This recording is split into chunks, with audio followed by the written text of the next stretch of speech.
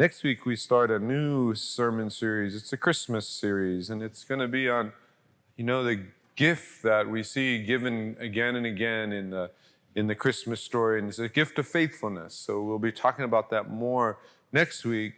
Today, we wrap up this second kind of mini-series on a healthy church. And, I was trying to think of an illustration, and I came up with these two cars. Anybody know what these two cars have in common?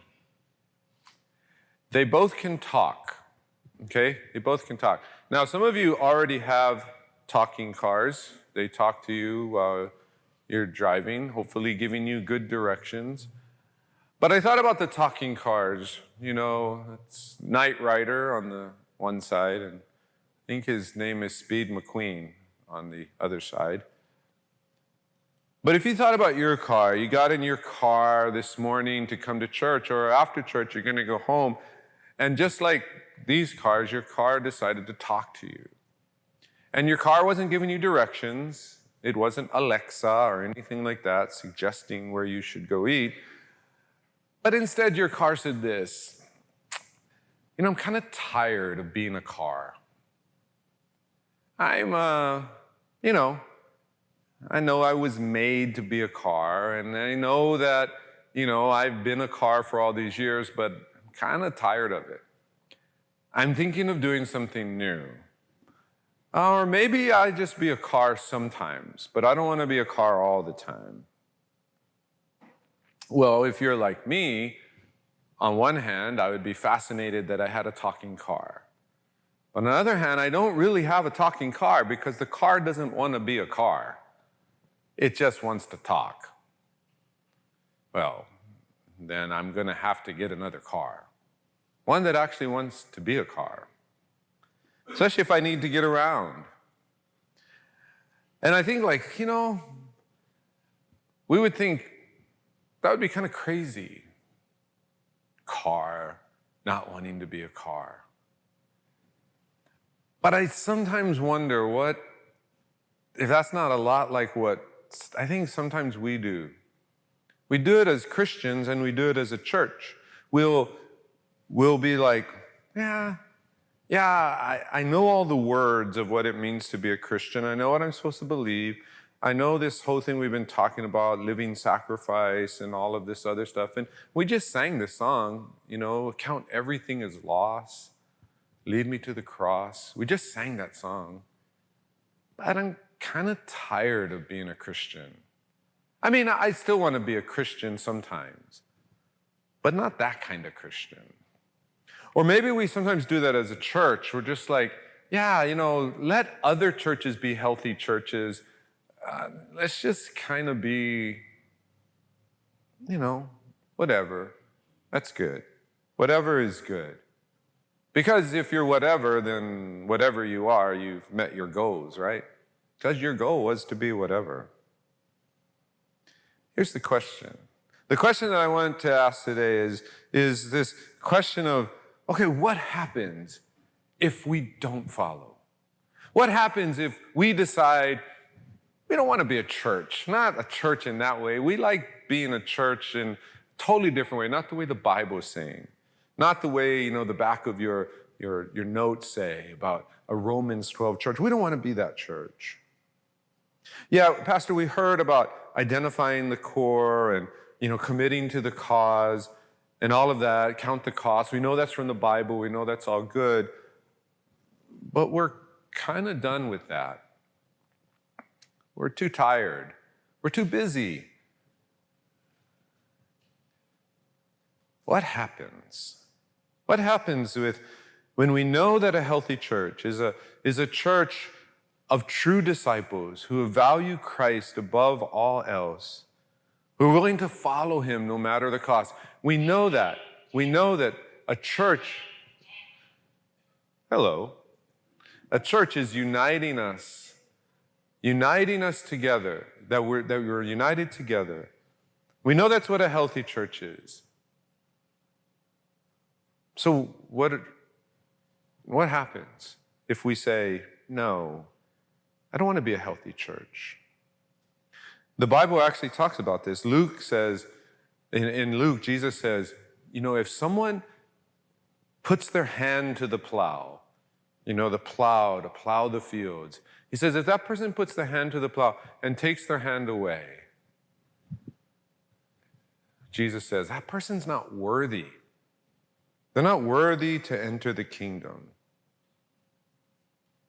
So what's going to happen? What if we don't? Well, that's what we're going to talk about today. What if we don't? Let me tell you, we need to. I can't tell you enough why we need to. And we don't need to be a healthy church just to be a healthy church. We don't need to be a healthy church just so we can brag that we're a healthy church, just so we can say, I go to a healthy church and you don't. That's not why. We don't want to be a healthy church just because we can help each other. Yes, all of those things are beneficial. All of those things are helpful. But that's not the reason. The reason that we need to be a healthy church is because we live in a world that is dying, a world that is convinced that it's getting better and it's living when in fact it's not. And a world that desperately needs what God provided through Jesus Christ, and that God wants to provide through us. A world that needs salt, as we read about earlier. Salt from healthy churches. We've talked about, what's going to happen to our world. We're already about one generation in American culture, maybe even 2 generations of what's called moral relativism. That there are no absolutes. There is no, if there is a God, he didn't really give us any sense of truth. And there are no absolutes. Everything's relative. What's right or wrong, we kind of figure that out as a society, and that could change tomorrow. So whatever we think is right today could be wrong tomorrow. And everything that we think is wrong today could be right tomorrow. And that's okay, because that's how we're all going to evolve and become a, better human race. That's the best the world's got right now. And we know how this ends. This either ends in total anarchy, or this ends with someone or something with enough power coming and holding everything together. Not necessarily the way you might want. How else will human society hang together? What else can we appeal to if there is no absolute truth? If there are no rights or wrongs?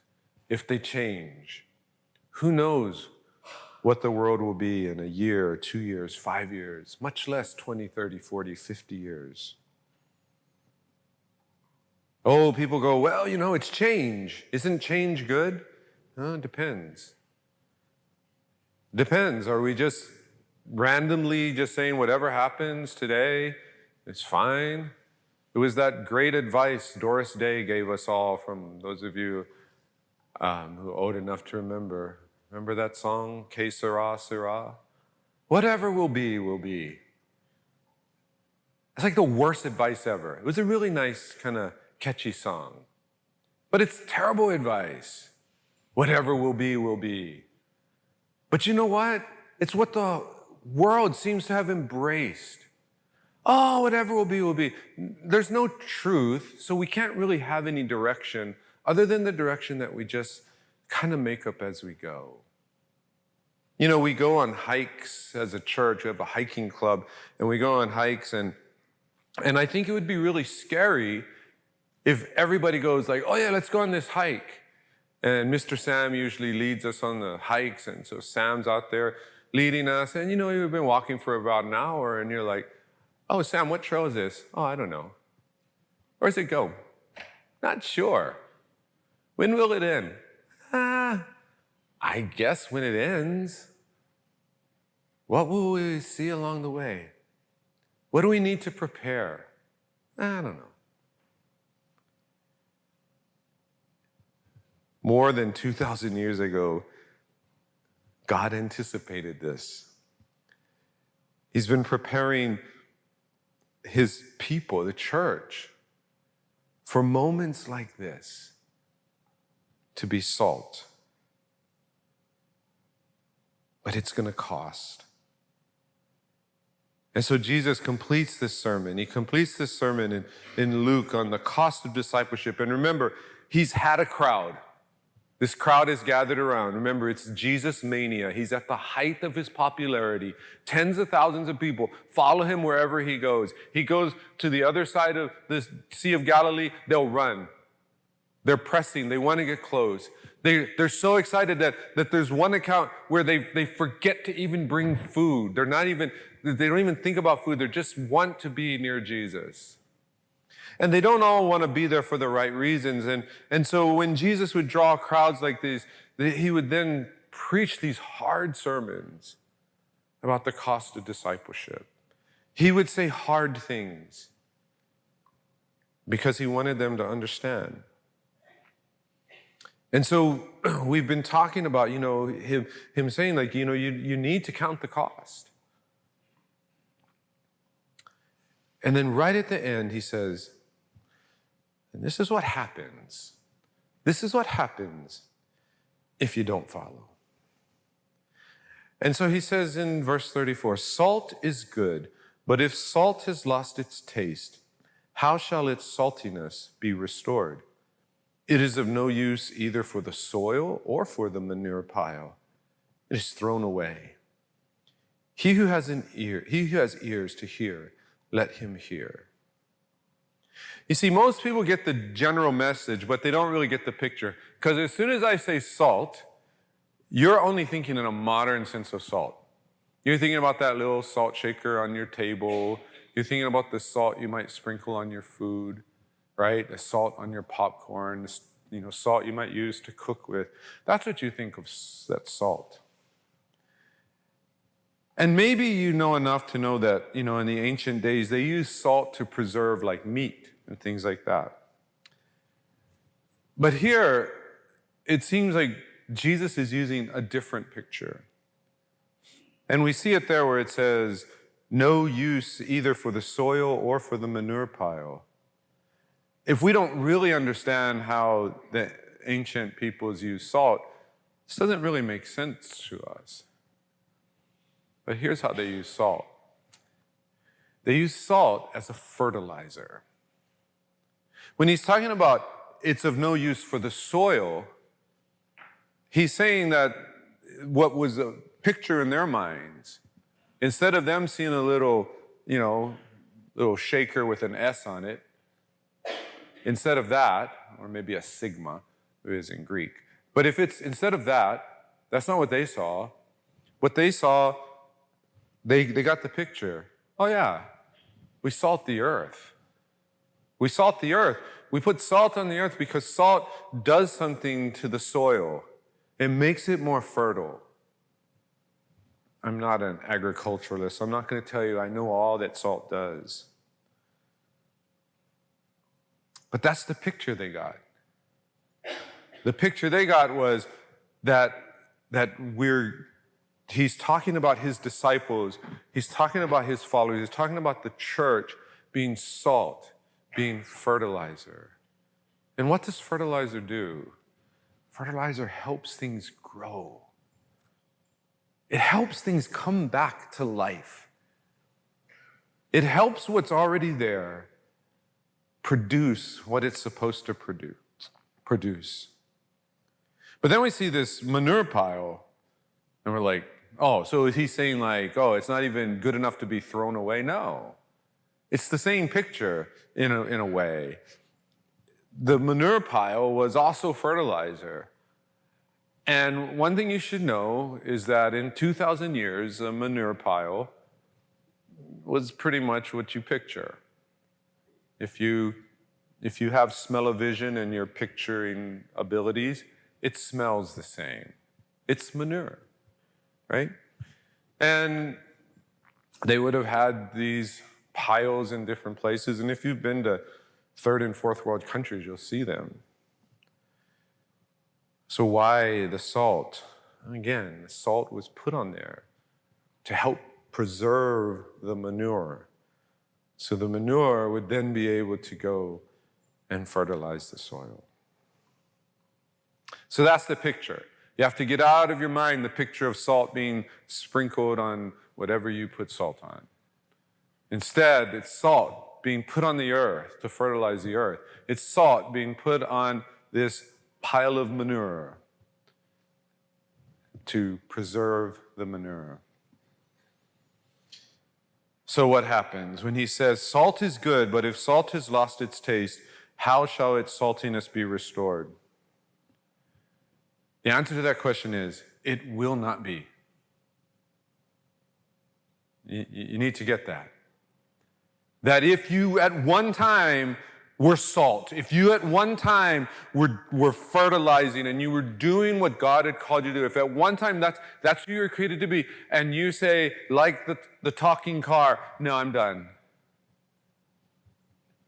You've lost your saltiness. The answer to the question of how shall its saltiness be restored is that it will not be. That's the answer. It is of no use. It is thrown away. You see, when we won't follow Christ, when we decide, we don't really want to be the church, or we don't really want to be Christian in the full sense of Christian, whatever that means, God takes away our usefulness. He takes away our ability to advance the kingdom. He takes away our place, what he had planned for us, how the Bible talks about before the foundations of the world, he's planned good works for us. Takes them away. We become the thing that no Christian should ever want to be. We become that thing that, when I was growing up, my dad was a pastor in a small church, and we didn't have very much money. So we often got clothes that had a big stamp on it that said, irregular. Basically, they were factory rejects, and so we could get them for cheaper. As Christians, we should never want to be stamped with irrelevant. You're no longer relevant. You're just a place. You're just a group of people that get together, but you're not relevant. And you might go, well, then that's not me because I'm relevant to me. I'm relevant to the people close to me. But are you relevant to the advance of God's kingdom in this world? Are you relevant in the sense of being salt in the soil? Are you relevant? Or are you not? When we don't follow Christ, we're of no use to him. Oh, we can still exist. We can still get together. We can still sing songs. We can still have nice fellowships. We can still open God's word. We can still go and, go to homeless shelters and do nice things.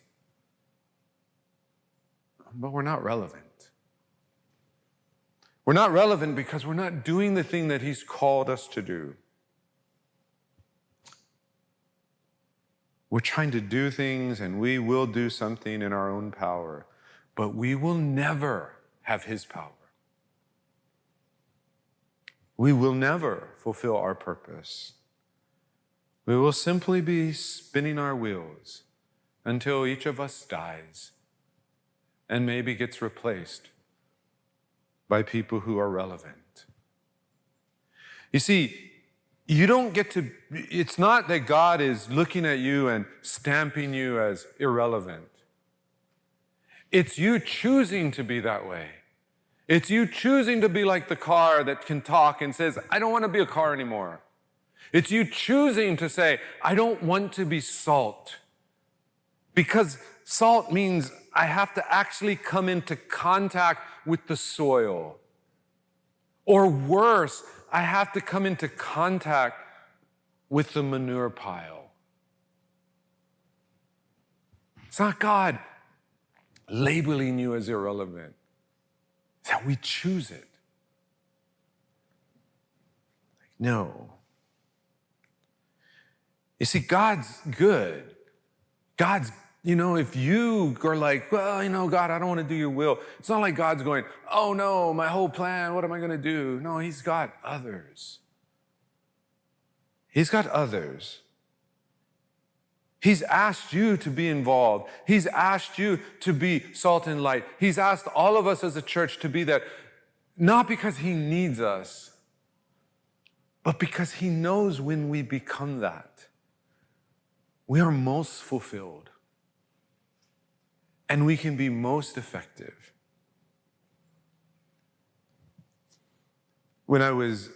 I understood this when I was younger, and I couldn't understand why my coaches couldn't figure this out.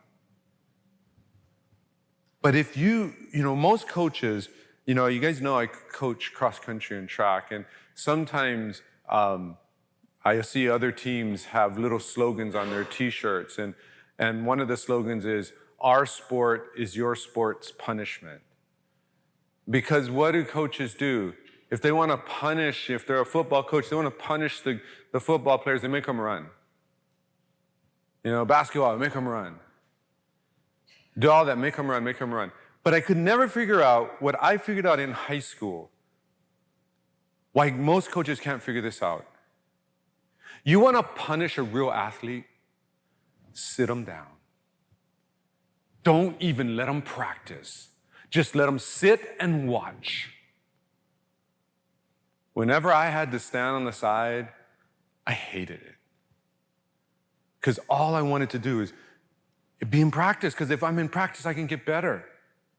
If I'm in practice, I can show that those mistakes were just the mistakes of the past and I can move forward. I want to be in the game. But most coaches, they can't figure it out. Sit the person down. Sit your star player down who's got attitude for a week, 2 weeks, 3 weeks, whatever it takes.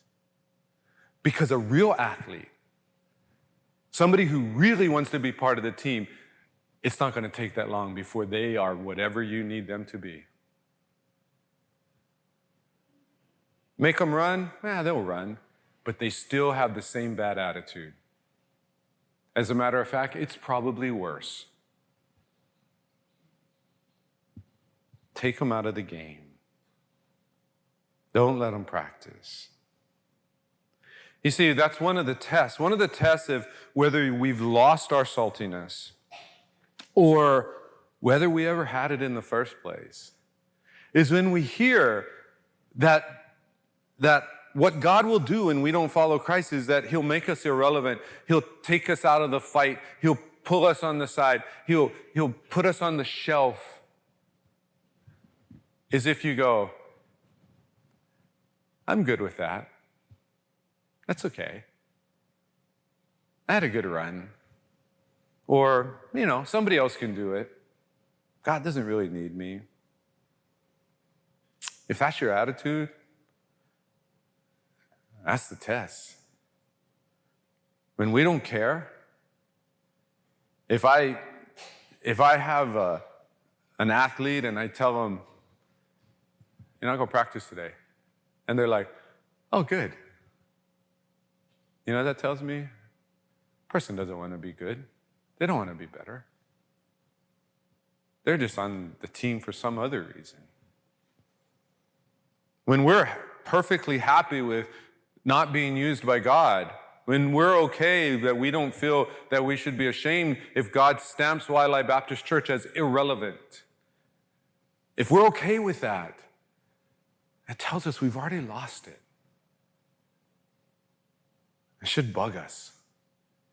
It should eat at us. It should be like, God, put me back in. Don't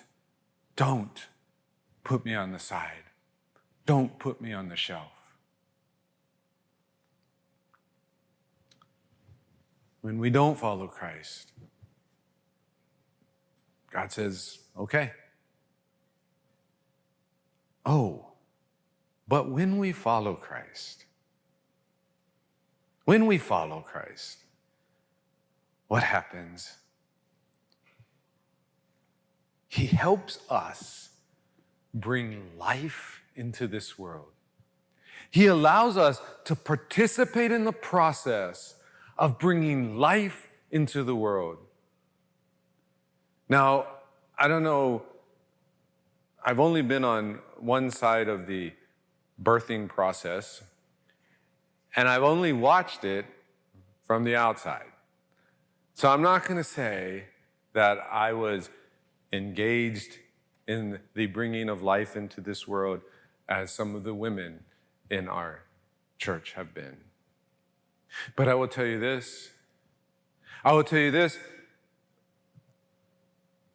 It's exciting.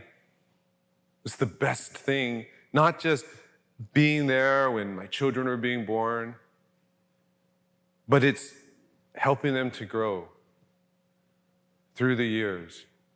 Yeah, it's hard. Yeah, sometimes you have questions of why you just didn't get puppies. I mean, yes. But at the same time, you get to be there. You get to help be part of the process that not just brings life, but nurtures life. When we follow Christ, He will help us bring life into this world. You get to go, and whether it's, sharing your faith or sharing God's love or bringing light to dark places, bring life. When in this church, those of us who don't know each other, we get to know one another, and we connect in ways that are deeper than family, deeper than friends. We bring life. When we're able to reach out to people or bring people in who are on at the end of their life, and they don't think there's any hope, and they don't think there's anything worth living for. And we bring them hope. And we show them there's more. We bring life. When we invest in our children and our teenagers and our adults, and we disciple and we teach them more and more about what it means to follow Jesus, every time we do that, if we believe that Jesus is the way, the truth, and the life, every time you teach somebody about Jesus, you are bringing life into the world. Life that the world wants to shut out and wants to kill it. You bring life. We get to be there. We get to be salt in this world. We get to bring life. We get to go to the best of the world and make it better. We get to be there and help people understand that the life that Jesus offers is not simply a quick fix to a problem. It's more than just some immediate help, even though it could involve immediate help. But the life that Jesus offers is eternal. It's permanent.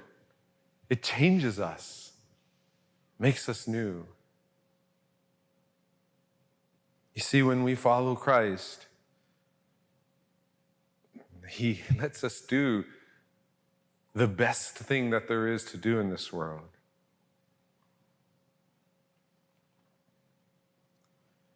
Also, when we follow Christ, we get to go to the manure pile. We get to go where others see death and decay. I'm not a cool enough pastor to use the 20th century equivalent of what the Greek text says. As a matter of fact, it would probably upset many of you if I did. And in a way, I wish I could, because I think it makes the point. A lot of people are saying, okay, I get it. I want to be salt on the soil, so let's go. But we draw the line when it's like, what? I got to go to the manure pile? We know what manure is, right? In case anybody, Google it real quick. I got to go there? I don't get to be salt that's touching soil. I got to be salt that's touching manure. I think I'll take the soil now. Nope. You go to the worst. You go to what the rest of the world might think is waste. We go to what's the rest of the world might reject. And we go there and we get to do something. We get to bring life. We get to preserve life. We get to help what the world might think is useless and make it useful. And we get to show the world again and again that God can use anybody and He can use anything. Where we see a big pile of poop, He sees treasure. Get the picture. Get the picture, because I'm pretty sure only God can get away with this. Only Jesus could get away with this, because I'm pretty sure if I had told my wife, okay, on our wedding day, after we get married, before we change, we need to go shovel this manure and spread it out across the yard. I'm pretty sure there would be a different wife playing piano up here. But that's the picture. The picture is we are the bride of Christ. And when the Bible talks about the bride of Christ, it talks about the bride of Christ being robed in these pure white garments. And Jesus is saying, bride, let's go to that manure pile. Let's not worry about our pretty white garments. Let's not worry about how precious or awesome that we feel. Let's go to the dunghill. Let's go to the manure pile. He says, and I'm not sending you there alone. I'm going there with you. And where others see rejection and others see death and decay, we are going to show God's power by showing life, by bringing life. And notice, it's not just how I think sometimes we want to help. Sometimes we want to help by just kind of dropping in, and then, we did my part. I mean, I love the fact that we go to Next Step Shelter. I just love it. I love that so many of you want to go. So many of you want to contribute. But notice, the salt is not pictured as visiting the manure pile. It lives on it. Remains right there.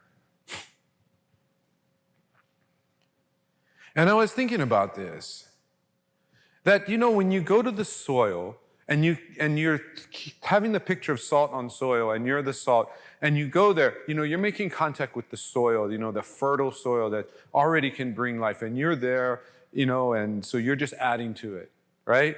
And everybody knows you're adding to it. But the picture of the manure pile is that you don't even get the blessing of coming in contact with the soil. You're not even that salt. Instead, you get to be the thing that makes the poop something God can use. You get to be the thing that God is going to use to then make something else something that can help bring life. That's true humility. You don't get to be the hero. You don't get to be the one the soil is thanking for bringing life. You're over here in the manure pile. You see, even if we get that following Christ part right, so many times we're like, yes, Christ, I will follow you, but I want to go to certain places and I only want to help people who are like me or people that I like or people that I can tolerate. You know, I sometimes wonder if you think about the person that you really don't like or the kind of people that you really don't like. And I would want to ask you this question. I used to ask the question of, do you really want that person in heaven? Would you really want to spend eternity with them? But I could ask this other question too. Do you even want that person in your church? What kind of people do you not want here? What kind of people are you perfectly happy if they don't show up ever here? There shouldn't be any kind of people. Any kind that we don't feel welcome. Now you might be thinking, no, I want them to come, but then, when they come, then, Jesus is going to change them and then they're going to be just like me because, I'm like Jesus. No. It's not how it works. They might come. And it might take them years to come to faith in Jesus Christ. They might come and they might really be like you and me in the sense that it takes them a long, long time before God ever does anything about some of those annoying problems they have, or the way that they talk, or how they dress. God doesn't promise to take away any of that. He simply promises to make them Christ-like. That whole manure pile, when it starts to get spread on the soil, it doesn't suddenly, as it's being spread on the soil, it doesn't suddenly start smelling like roses. You know what it smells like? The same thing it smelled like in the pile. But it's able to bring life. Who's not welcome here? What kind of people do we never want to see walk in our doors? I think the answer has to be more and more, anyone is welcome. Everyone should be able to come here. And we should count it an honor whether God leads us to the fertile soil or he leads us to the manure pile. Finally, when we follow Christ, here's what it means. We'll go wherever. We'll go to whomever. We'll go whenever. And we'll go however he leads. There's no picking the safe route, the easy route, the route that promises a return.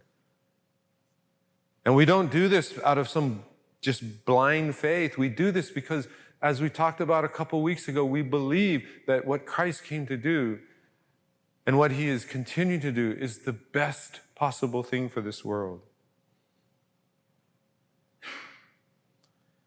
I have taken a couple trips to Haiti, and I think I have some pictures from Haiti. Some of you guys might recognize that guy in the middle.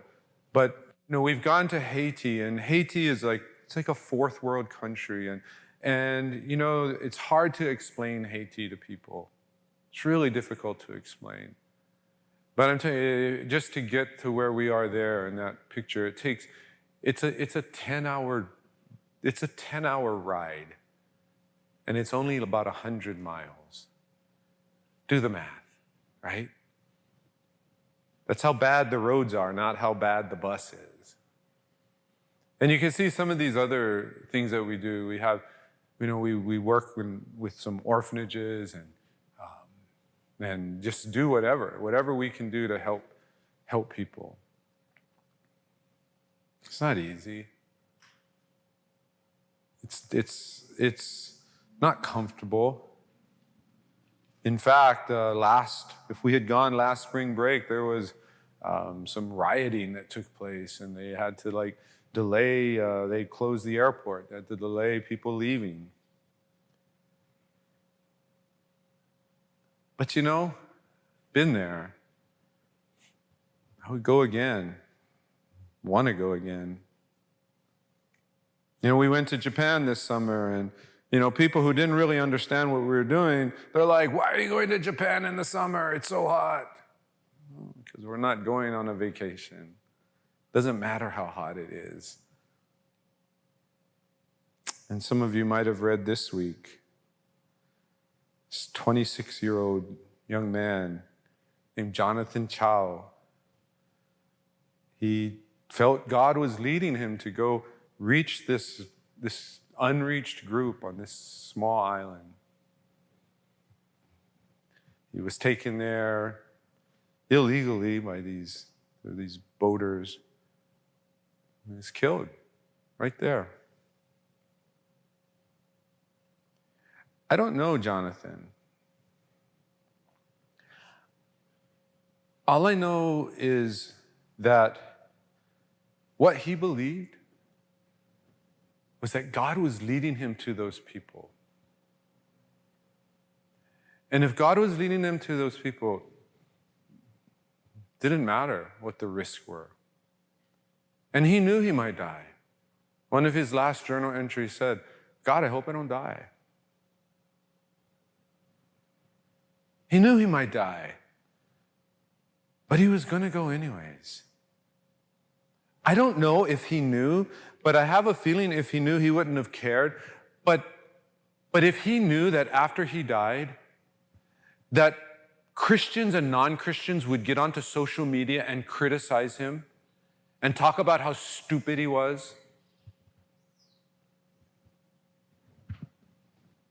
if he believed that God was leading him to those people who had never heard the gospel, he wouldn't have cared. You see, I don't know him. I don't know why he went. I just know what I've read. And I just know this, that if he felt God calling him there, it didn't matter the cost. It didn't matter what would happen. And maybe he's the first that has to die. Maybe no one else has to die before these people are reached. Maybe 100, maybe 200 more need to try. Are you willing to be one of those? Or are you like most of the world, and unfortunately many in the church, who think, what a waste. He should have been smarter. He should have been safer. When we get this, when we really understand what it means, it doesn't matter. We'll do whatever God leads us to do. Oh, we still count the cost. Jonathan Chow obviously counted the cost. And though not all of us are always asked to pay that cost, that price, he was. So for whatever reason, God leaves this choice of following or not following. He leaves this choice to us. And the Bible seems to indicate that this choice is sometimes a daily choice, maybe even an hourly choice. That we're called to constantly say, we'll follow, God, we will follow, we will follow. But of course, to do that, we have to be at that place in our lives where we value him and his kingdom above all.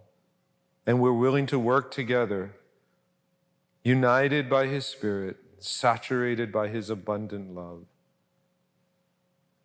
We need to value his love. We need to live his love. We need to spread his love. It takes disciples. It takes healthy churches. What is our choice going to be? Let's pray.